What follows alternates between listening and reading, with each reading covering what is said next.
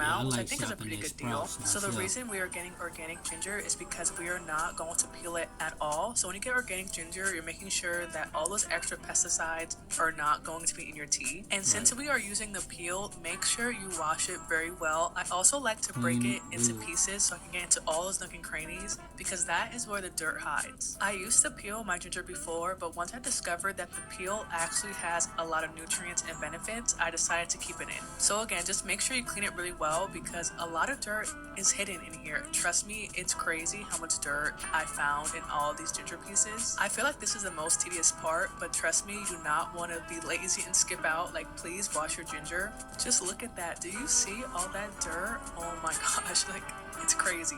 So I wash it a couple times until the water runs more clear. So again, just be patient and keep washing it and keep inspecting the ginger to make sure all that dirt is gone. No, for sure. Definitely gotta wash it good. Now here's the fun part. Use a blender to blitz this ginger into small pieces. Trust me, it saves you a lot of time and it actually makes for a stronger tea because you increase the surface area of the ginger and this brings more contact with the ginger and the water, therefore stronger tea. And not to mention you're saving time. Like I used to chop my ginger by hand into thin little slices and never again. This is the easiest way.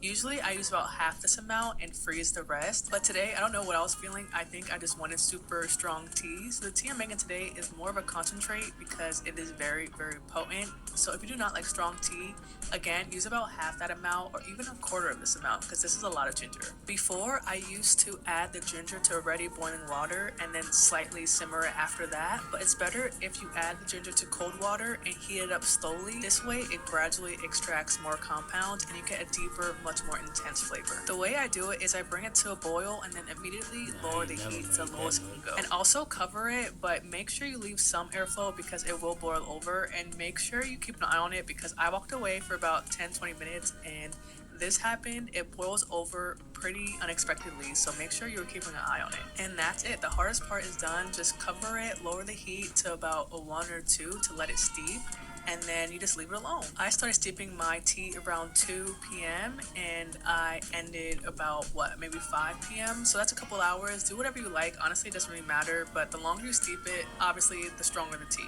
This is a long process, so feel free to grab a cup for quality control, of course. And this thing is super strong, so I diluted it with some water, and that definitely helps. The next thing we're going to do when it's to your liking is take it off the heat, let it cool down, and we're going to cold steep it overnight. So I just leave it in the pot and then put it in the fridge and take it out the next day.